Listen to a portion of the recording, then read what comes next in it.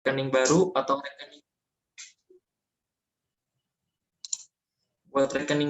atau rekening yang benar-benar kosong, serta gunakan bank seperti BCA, BRI, atau BNI, dan harus punya M-Banking.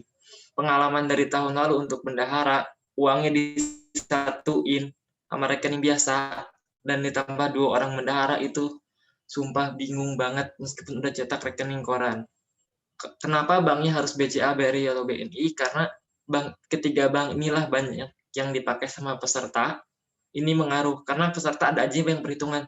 Oh kak, aku nggak mau transfer deh, soalnya ada biaya casnya atau biaya transfernya kalau nggak sesama bank, 7.500, dia nggak jadi daftar. Ada juga sponsor yang kekeh minta, banknya harus BCA ya, banknya harus BRI ya, itu harus seperti itu. Kalau misalkan bukan, mereka suka nolak, dan harus punya M-Banking untuk lihat mutasi rekening biar jelas. Mungkin saya langsung lanjut ke sponsor. Nanti sisanya kalau ada yang kurang silakan ditanyakan di sesi tanya jawab. Karena tahun lalu itu memang kelas karyawan sedikit, tapi alhamdulillah dapat banyak sponsor dan dapat uang yang lumayan. Nyebar ke 90 perusahaan. Perusahaannya tuh free. Yang mana aja nggak harus perusahaan kesehatan, yang penting bagaimana kita cara melobinya. Terutama ini untuk seksi yang ngurusin sponsorship. Tolong dicatat baik-baik dan diingat. Yang pertama, kita mulai dari sebelah kanan, cari sponsor banyak-banyaknya. Sebanyak-banyaknya tanpa memandang, oh sponsornya harus di bidang kesehatan, harus di bidang kesmas, harus di bidang apa. Enggak, semua masukin aja. Mau perusahaan batu, perusahaan tambang, atau perusahaan air minum segala macam, masukin aja. Enggak ada salahnya masukin. Dan yang lebih penting itu sebenarnya kalau sponsorship lebih enak, itu udah langsung kasih proposal langsung ke perusahaannya. Tapi kalau tidak memungkinkan, pasti lewat email. Kemudian penulisan format proposal harus rapi dan formal, serta rangkaian acara harus jelas. Ini yang koreksi kemarin dari beberapa perusahaan yang aku kirim. Jadi kata dia, ini ada typo aja, mereka tuh detail banget karena memang untuk pelaporan ke perusahaannya kan. Proposal kita tuh ditambah pasti nanya, ini format acaranya udah fix atau belum? Benar nggak narasumbernya si A? Kita harus meyakinkan, ya, meskipun itu belum pasti, tapi kita bilang, kita usahakan narasumbernya pasti beliau, karena setingkat Kemenkes. Kemudian tawarkan feedback yang banyak. Ini yang menjadi salah satu poin penting di ACC atau tidaknya proposal yang nanti akan kalian sebar atau kalian bagikan ke berbagai perusahaan itu. Feedback itu hubungan timbal balik. Kita minta support dari mereka, mereka juga minta support dari kita. Namanya feedback harus sama-sama bersifat positif. Yang pertama, feedback itu biasanya pencantuman logo perusahaan di banner atau di media sosial yang nanti akan kita promosikan seminar. Yang kedua, biasanya sponsorship juga menawarkan barang untuk dijual, kemudian keuntungannya itu kita berapa persen, mereka berapa persen. Contohnya Sari Roti, itu Ainal, Nurul, sama Faras juga dapat. Kemudian juga feedback yang ketiga yaitu menayangkan video promosi yang perusahaan berikan. Misalkan Wardah nih, promosi produk Wardah, video iklan 1 menit, kita tampilin di awal acara, sebelum acara dimulai. Itu 3 feedback. Terus feedback yang keempat, misalnya kalian mau tambahin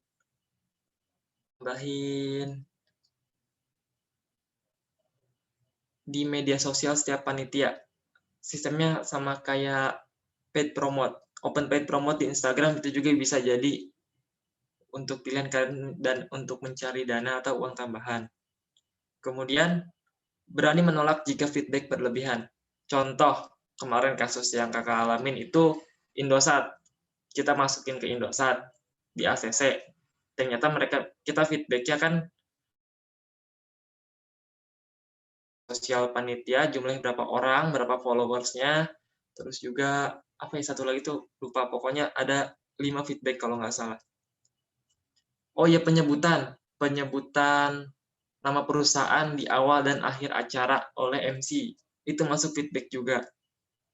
Nah, feedback berlebihan ini si pihak Indosat ini mau ngasih kuota gratis. Kita terima dong, senang ya, tapi syarat dari mereka, feedback-nya katanya udah oke, tapi tambahin satu lagi. Mereka ingin mempromosikan secara langsung di acara seminar. Di awal atau di akhir acara kalian terserah. Tapi setelah mereka minta waktu 5 menit. Nah, setelah hal itu kakak nggak bisa langsung, iya oke, tapi kita diskusiin dulu dan tanya ke cutting.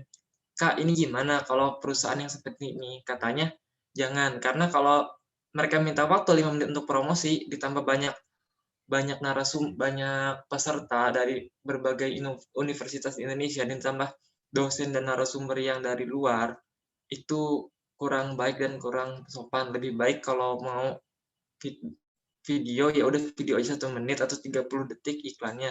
Jangan mereka share screen dan menawarkan promosi barangnya, itu bisa sampai 15 atau 20 menit. Mereka karena susah banget untuk diberhentiin. Itu pengalaman dari seminar cutting, katanya ada yang seperti itu. Lebih baik tolak. Kalau memang nggak sesuai ya, akhirnya kita tolak tolak tawaran mereka dan akhirnya cancel, batal. Jadi MOU-nya harus benar-benar bagian sponsorship, baca dan teliti tiap kalimat. Kalau ada yang nggak paham, tanya ke pihak perusahaannya. Jangan di ACC, ya kita senang. Kita harus teliti dan kritis juga. Terus pertimbangkan dengan baik jika perusahaan meminta feedback yang berlebihan. Itu sama aja ya tadi. Terus hati-hati penipuan. Ini banyak banget yang minta penipuan, terutama kalau kita lewat paid promote ataupun entah dari mana sih, kadang juga bingung, ada aja perusahaan yang katanya mau menawar kerjasama, kita beli barang ke mereka harga sekian, nanti barangnya dikirim.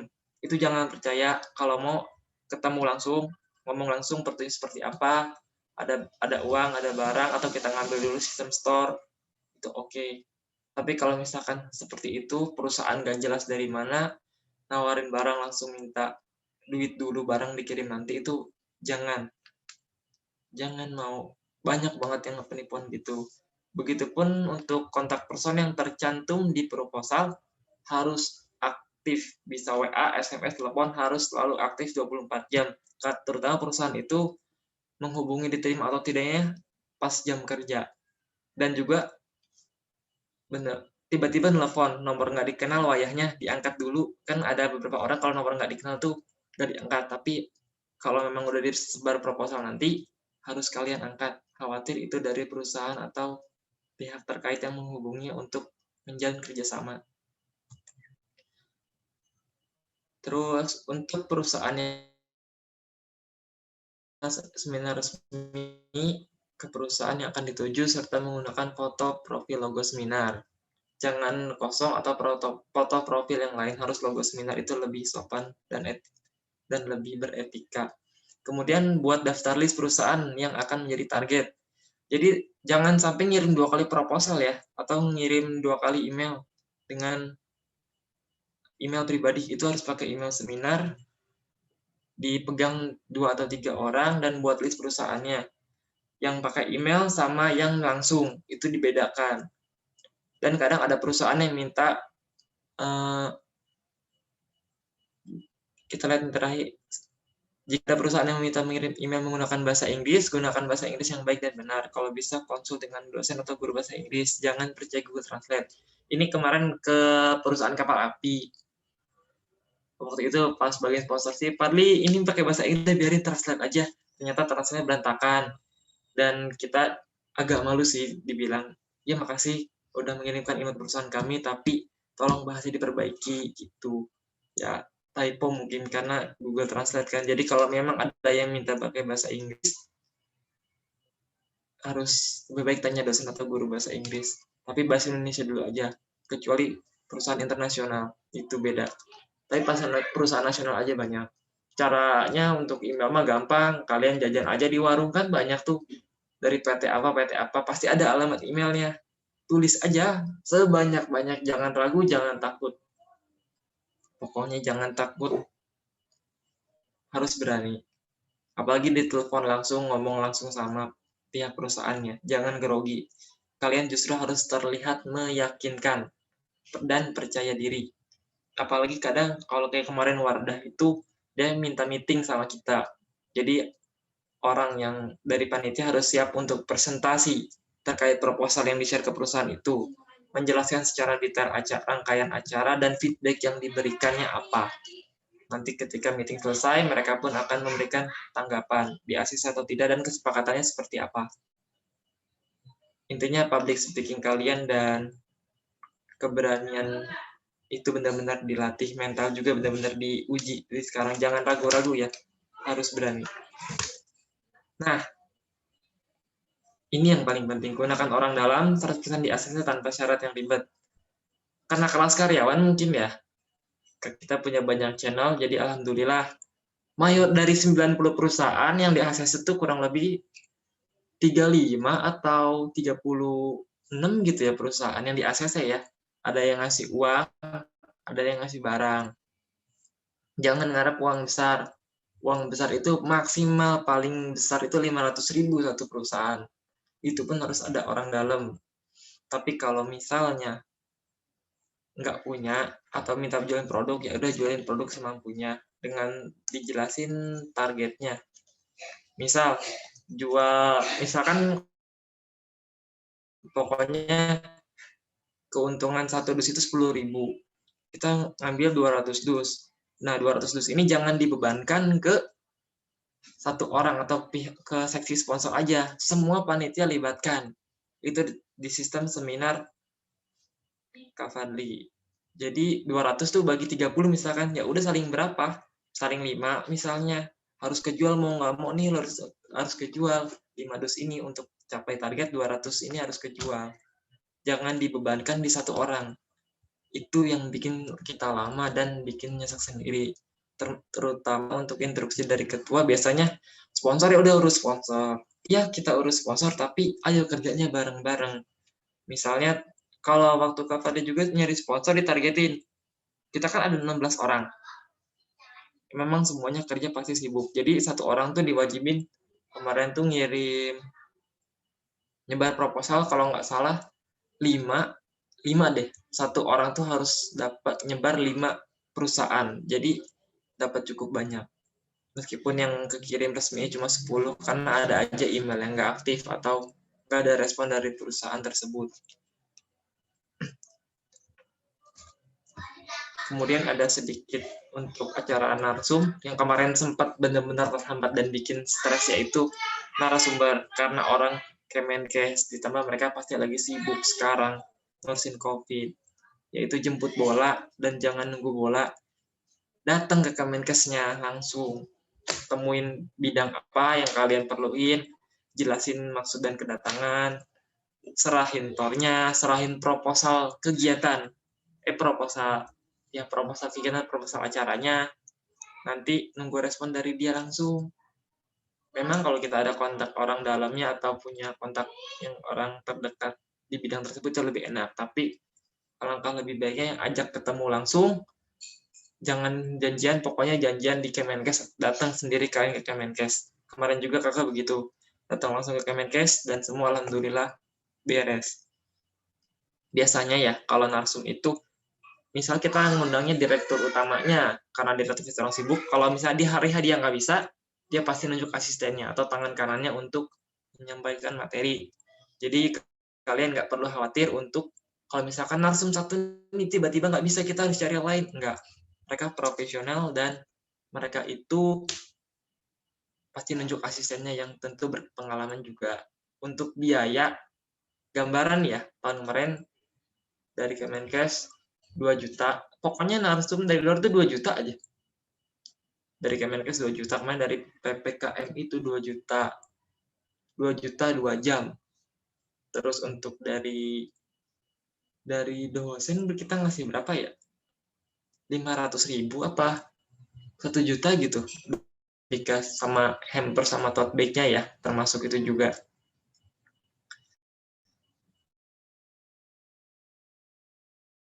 Tema yang ditentukan. Ini juga kemarin ketika seminar Kak Fadli ini ditegur sama orang Kemenkesnya karena tornya yang keluar dari tema. Jadi dia yang bantu arahin dan itu udah oke. Akhirnya beres.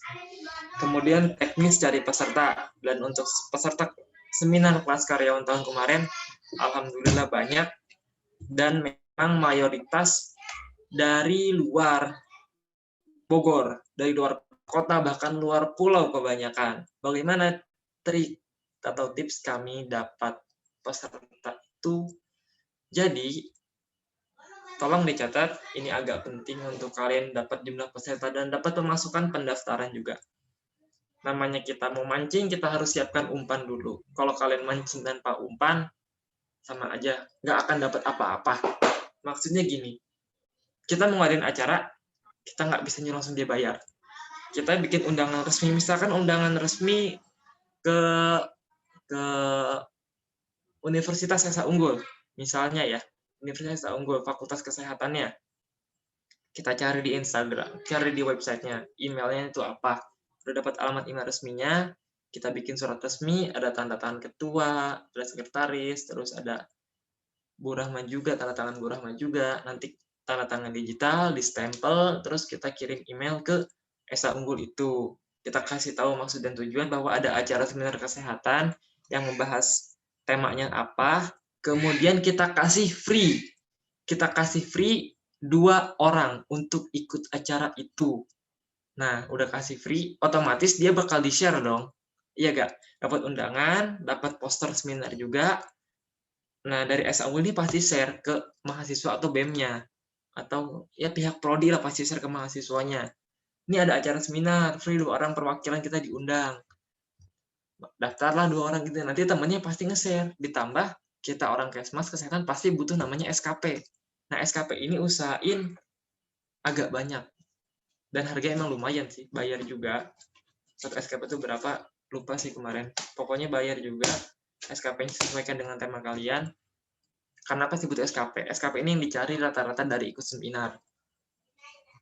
Kalau PPKM kan promkes minimal 2 SKP. Minimal yang usahakan 2 SKP. Itu pasti nyebar. 2 orang gratis. Dia bilang pasti, aku mau ikut juga dong. Tapi bayar ya. 20.000 atau 25.000 untuk dari luar. Ya pasti gitu sistemnya. Kita undang hampir berapa ya? 50 apa 40 universitas itu random, ada yang dari Papua, dari Kalimantan, Sulawesi, itu kita kirim email semua. Dan alhamdulillah direspon dengan baik sama kita ngirim suratnya resmi dan bahasanya pun baik. Jadi balik lagi ke bahasa salah sedikit aja, itu di komen. Jadi untuk kalau mengirim email perusahaan atau ke universitas lain jadi peserta, tolong baca baik-baik atau perlu konsulin dulu sama Bu Rahma, jangan sampai terjadi kesalahan. Jadi gitu. Dan ditargetkan, kalau karena gini, satu kita nyebar email, 2 orang free, sisanya pasti mereka datang sendiri. Nah, kemudian dari panitia wajib membawa peserta. Waktu itu karena kita udah mentok untuk biaya, jadi satu panitia itu diwajibkan membawa 20 orang. Wajib hukumnya. Kalau enggak, itu panitia bakal ada sanksi tersendiri lah dari kelas kakak sendiri. Itu emang agak kejam sih. Tapi dengan begitu semua pasti aktif mencari peserta. Jangan dibebankan ke seksi itu aja. Karena awal dibebankan ke seksi mereka stres. Mereka pusing. Fadli ini gimana solusinya? Akhirnya dibuat 2 kebijakan dan alhamdulillah semua tercapai. Peserta banyak dari luar kota, ditambah uang pun alhamdulillah banyak. Ditambah ada peserta pasti yang mencoba melakukan penipuan. Lagi-lagi penipuan. Bilang, Kak, aku udah transfer. Ternyata pas kita cek rekening mutasinya belum ada. Jangan dimasukin. Terus ada yang bilang juga, Kak, aku transfernya lebih. Biaya pendaftarannya 20.000. Dia transfernya 100.000. Minta kembaliinnya 80.000. Kita cek mutasi rekening atau kalau udah pusing rekening koran nggak ada, bilang aja nggak ada bukti. Maksudnya nggak ada uang yang masuk. Kadang dia buktinya diedit sendiri. Pokoknya ada aja penipuan banyak banget. Jangan terlalu percaya dan jangan terlalu mudah percaya, harus benar-benar teliti. Nah, kemudian juga untuk di teknis, di sini ada yang kelas karyawan nggak? Ada yang hadir nggak? Kelas karyawan dibimbing Bu Rati, Fadli. Jadi Ini Oh, kebetulan beda. saya megang reguler Yang 3. reguler. Iya. Oh, reguler ya. Berarti alhamdulillah semua pasti aman dan bisa. Kemudian untuk bendahara ini banyak banget kendalanya. Pokoknya bikin rekening ya, pisah. Jangan rekening pribadi. Ini kemarin sampai pusing karena uang yang ada yang keambil, uang yang ada yang nyatu. Itu pebeliat banget. Mungkin cukup singkat aja. Sisanya nanti ditambahin sama Nurul, Farah, sama Ainal. Oke, terima kasih Kak Fadli. Ya, sama. Ini benar-benar ilmu baru ya. Ilmu baru yang insya Allah kita dapat dari Kak Fadli. Mungkin sisanya bakal saya berikan waktu kepada Kak Ainal untuk menyampaikan. Udah ready, Kak? Ya, terima kasih Anin. Assalamualaikum warahmatullahi wabarakatuh. Nama saya Ainal Ikram.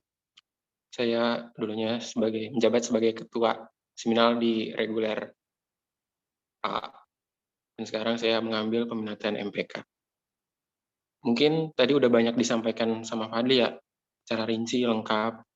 Ya, cuman saya sini akan menambahkan sedikit saja untuk sponsorship terutama.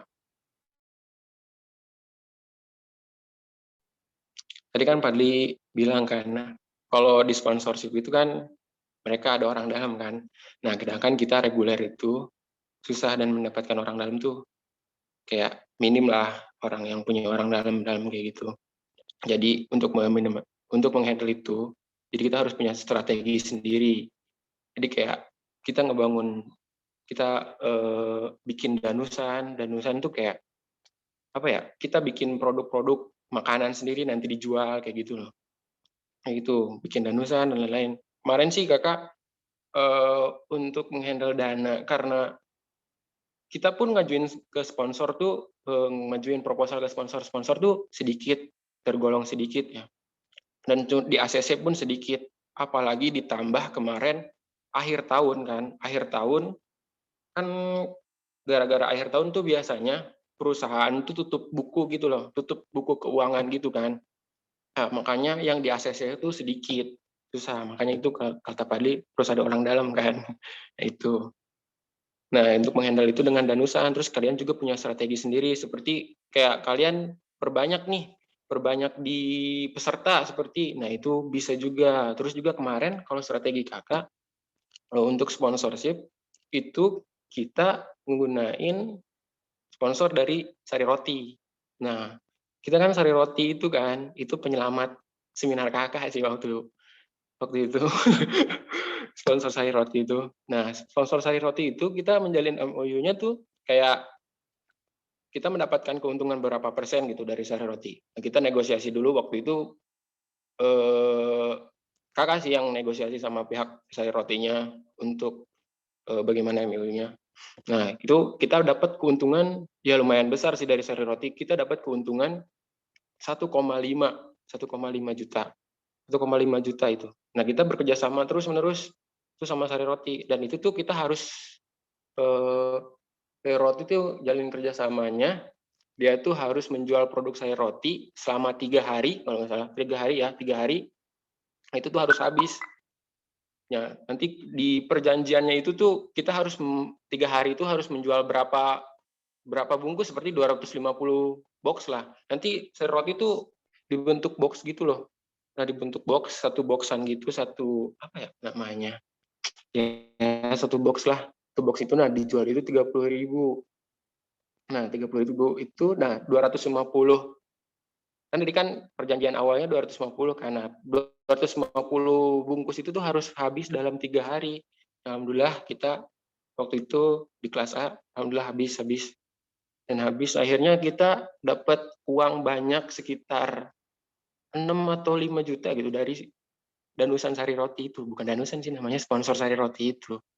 Gitu. Jadi kita harus punya strategi gimana nih kalau kita sponsorship ditolak-tolak gitu. Itu aja sih. Terus sama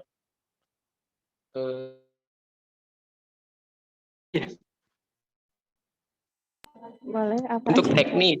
Ya. Atau ya cara handle, kan kakak ketua nih. Kakak ketua Ya, cara handle apa sih? Itu kan reguler kan anak-anaknya banyak. Nah itu gimana cara handle-nya itu kan lumayan ada yang kerja-kerja, ada yang enggak. Nah gitu gimana cara handle? nah itu kan makanya emang kita susah kan nyatuin semua kepala aja di satu tuh kan susah. Ya. Itu tuh kita tuh kakak sih awalnya milih tim itu mereka tuh kakak suruh milih jadi sesuai kayak divisi masing-masing divisi tuh sesuai kayak keinginan mereka sendiri. Jadi kerjanya tuh mereka seneng dan hasilnya pun bagus gitu. Jadi kayak ya sudah gitu, kalian terserah milih ke divisi mana aja gitu. Jadi fleksibel aja. Mereka disuruh di divisi mana aja asalkan kerja mereka bagus dan hasilnya pun memuaskan gitu.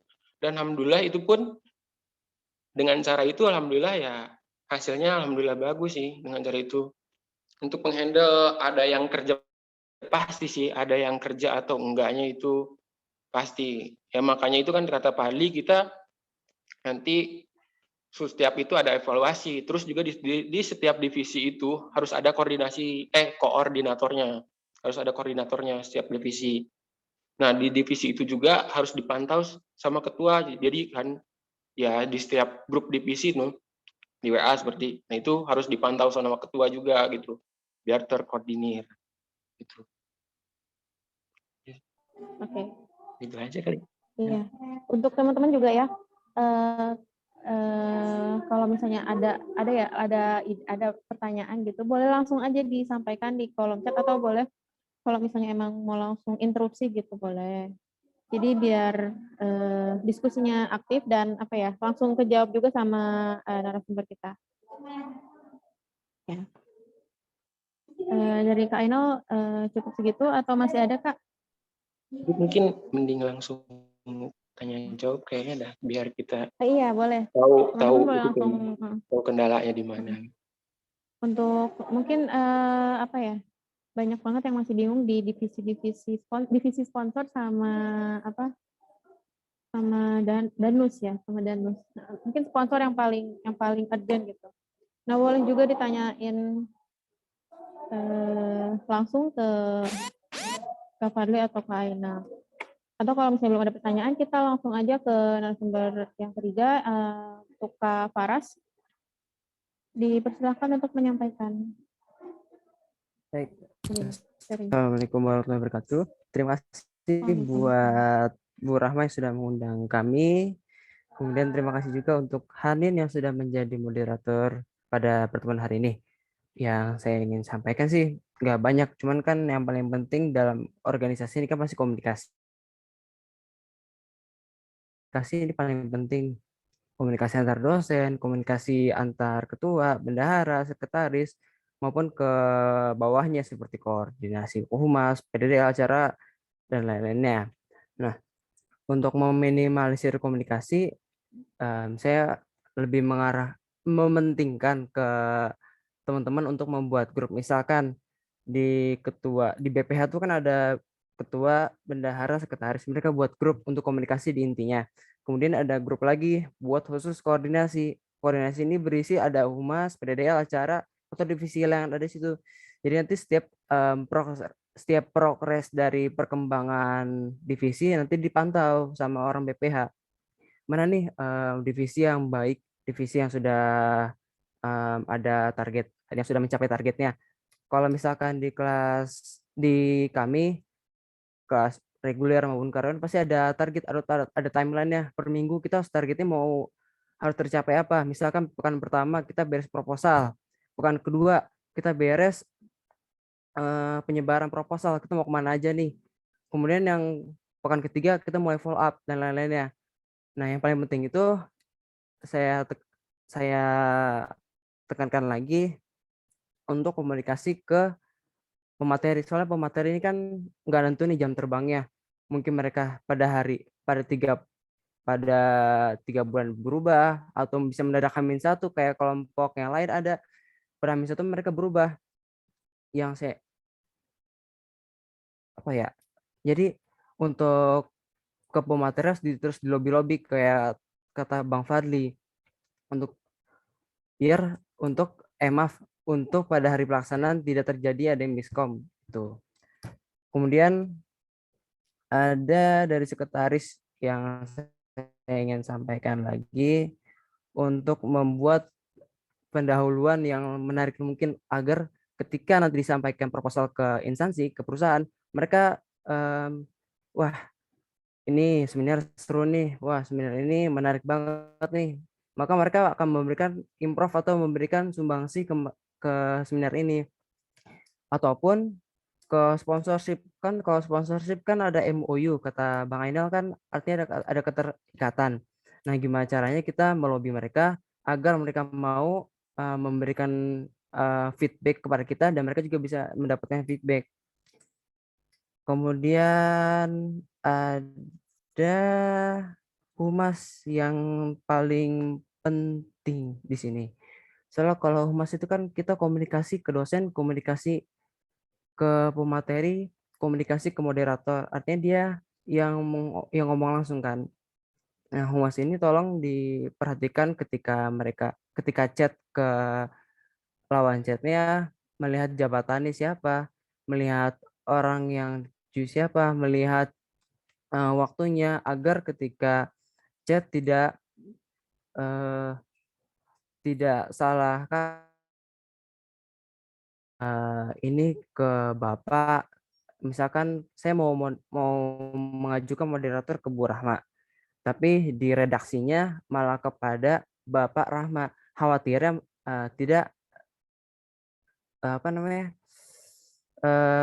Khawatir malah jadi selek atau malah menjadi saya nggak mau jadi moderator karena masalah hal sepele seperti chat seperti itu. Mungkin itu aja sih dari saya, mungkin dari teman-teman ada yang mau tanyakan. Ya, berarti etika komunikasi ya sama yang akan dijadikan pengisi ini seminar kita ya Kak ya. Iya. Saya mau Oke, boleh respon dari teman-teman mungkin di ada yang tengah-tengah, ditanyakan. boleh Hanin? Boleh. Jadi tentang etika boleh, Ibu. komunikasi ini ya, ini benar-benar sangat hal yang penting sekali, nggak boleh terlewat juga, kita perlu terampil. Kemarin tuh sempat ada pengalaman di salah satu kelas, jadi narasumbernya sempat ngambek gitu ya, karena etika dalam menggunakan emailnya itu tidak tepat. Ya, jadi ketika kita ingin mengundang narasumber, itu ibarat kita lagi kayak narik jodoh nih ya, kita tarik ulur tetapi tidak memaksa gitu, dan bahasa-bahasanya memang dipilih yang sebaik mungkin di waktu yang pas. Kemudian kalau etika email juga diperhatikan, kapan menggunakan body text, itu isinya gimana dan lain sebagainya ya. Itu nanti diperhatikan lagi. Iya, itu silakan dilanjutkan. Ya, terima kasih Ibu atas arahannya. Oke, itu yang jadi poin penting ya. Etika komunikasi itu sangat amat penting gitu. Mau sebenarnya ke siapapun itu etika komunikasi harus dilakukan gitu kan. Oke, mungkin ini mungkin ada sedikit pertanyaan gitu ya. Ini kan kita ngundang narasumber itu dari luar dan juga dari UI, dari dosen sendiri. Nah, mungkin ini bisa dijawab sama Kak Nurul mungkin untuk fee-nya mungkin kita masih bingung. Masih bingung antara fee untuk narasumber dari luar, narasumber dari dosen dan juga fee moderator. Dan juga yang Hanin dengar gitu, ada juga fee untuk MC, apa itu benar gitu Kak Nurul? Mangga Kak Nurul. Kedengeran nggak suaranya? Kedengeran kok. Oke. Buat yang bantu menjawab ya yang tadi Hana bilang, buat yang fee dosen dan fee pemateri di luar, biasanya kita ngajuin surat mengenai fee atau bertanya, tapi bertanyanya juga yang sopan kan, yang seperti Bu Rahma bilang, etika komunikasinya dipakai. Itu buat fee pemateri ya. Nah, buat MC, karena MC kita ditarik dari panitia sendiri, itu ada kesepakatan sih buat meminimalisir pengeluaran, kita nggak pakai fee. Soalnya kan fee-nya itu kan, MC-nya itu kan dari panitia ya. Ya, kalau ya, saya bilang ke teman-teman saya, kan itu posisinya emang teman-teman kan. bukan atasan atau bawahan. Saya bilang, kalau misalnya mau acara berjalan langsung, harusnya kamu membantu, dan membantunya itu ya lewat usaha kamu, lewat bakat kamu buat jadi MC, dan itu mungkin kalau dia sadar diri sih dia nggak bakal minta fee. Kalau itu sih aku ya, karena ngobrol sama teman juga, bukan sama teman, maksudnya karena MC-nya juga teman sekelas dan salah satu panitia juga, dia juga pasti ngerti kok. Gitu sih. Oh iya, enggak sih tadi Kejawab nggak? apa sih? Karena saya juga kan ini divisi acara gitu kan. Jadi kita tadi lagi budgeting dan kata teman-teman gitu, kita tuh jadi nyusun budget itu ada buat narasumber, ada buat moderator, ada buat MC juga kayak gitu. Tapi kalau misalnya emang ini iya sih itu lebih ke apa ya? Karena panitia ya ngapain dibayar gitu, dia mikir gitu.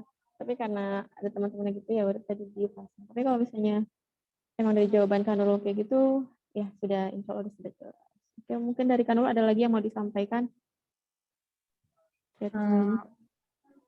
Boleh izin mau share screen, Bu? Iya, Nurul, bisa. Ini saya bikin multiple participant untuk bisa share screen. Sambil Nurul share screen, saya mau respon terkait budgeting narasumber ya. Nah, kalau tadi Fadli kan menyampaikan 2 juta itu rata-rata dianggap 2 juta diratain. Itu adalah apresiasi yang sangat luar biasa. Kemarin ya, kebetulan karena Fadli memang income untuk kepanitiaan ini banyak. Nah, sebenarnya kita itu bisa lihat pada SBM, standar biaya masuk ya. Standar biaya masukan itu kita bisa lihat untuk kayak dari kementerian itu eselonnya berapa, ya jabatannya gimana, itu ada standarnya. Nah, itu biasanya sih sekitar 1 jutaan itu berapa sejaman ya? Kalau nggak salah per jam itu sekitar 1 juta deh kayaknya. Ya kurang lebih seperti itu ya. Jadi nanti teman-teman juga riset dulu tentang SBM, jadi nggak ujuk-ujuk masang harga, biar kita juga budgetingnya benar-benar hati-hati. Ya silakan Nurul untuk share. Iya Ibu, terima kasih Ibu. Sebelumnya mau nanya, ini suaranya kedengeran kan ya? Ya, kedengeran Pak. Yap, ini kita kayaknya Oke.